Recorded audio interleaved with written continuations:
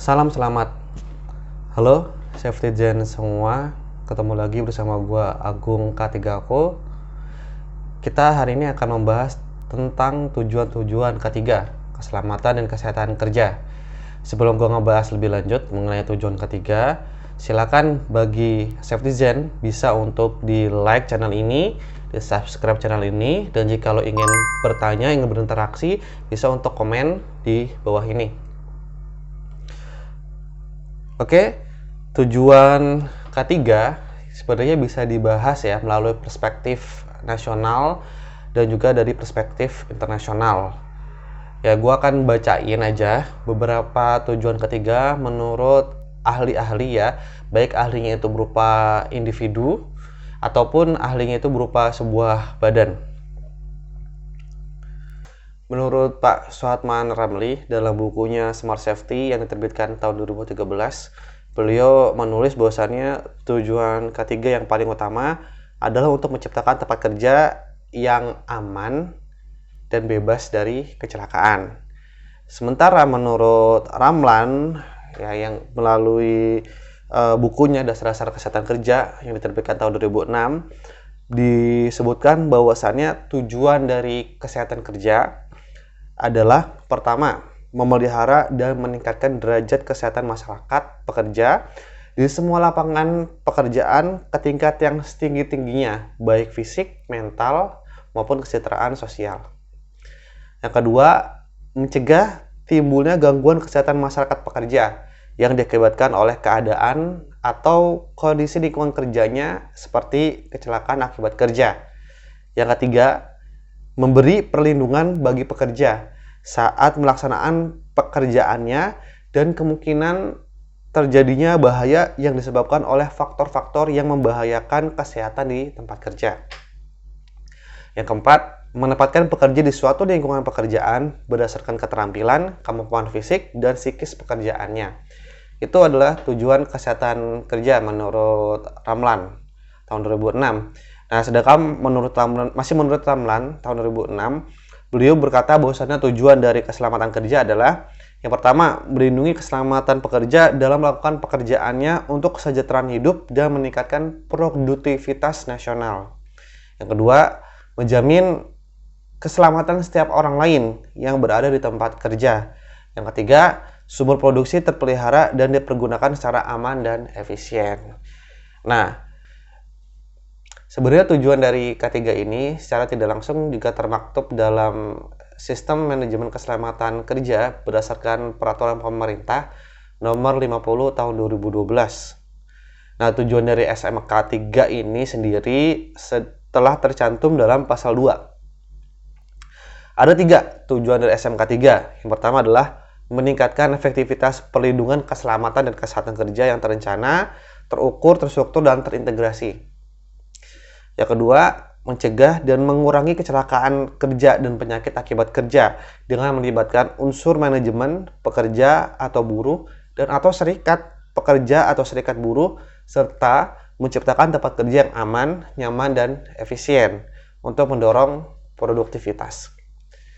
Sarjana semua itu adalah tujuan keselamatan kesehatan kerja menurut ahli-ahli dalam lingkup nasional dan juga menurut undang-undang.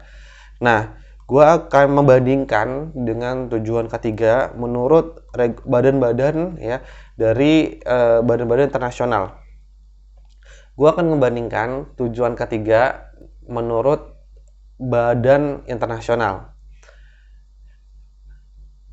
The Center of Occupational Safety Finlandia, ya, jadi ini sebuah badan keselamatan kerja untuk negara Finlandia, menyatakan bahwa tujuan keselamatan kesehatan di tempat kerja adalah untuk memastikan pekerja dapat dan mampu untuk melakukan pekerjaannya dengan efektif. Nah, sementara OSHA, Occupational Safety Health Administration, yang ada di Amerika Serikat ya, OSHA ini sering menjadi rujukan banyak hal terkait dengan K3.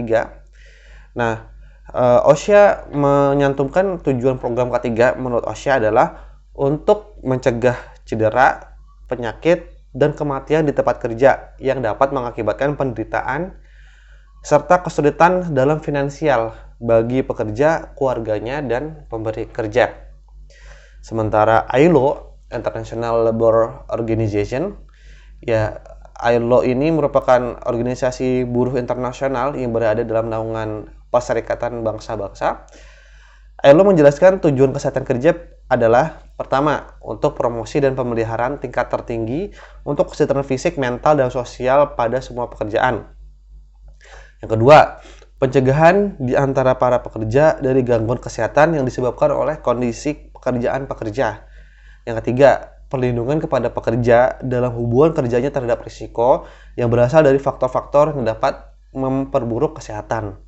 Yang keempat, penempatan dan pemeliharaan pekerja dalam lingkungan kerja agar yang disesuaikan dengan kemampuan fisiologis dan psikologis. Yang kelima, penyesuaian pekerjaan kepada pekerja dan pekerja kepada pekerjaannya.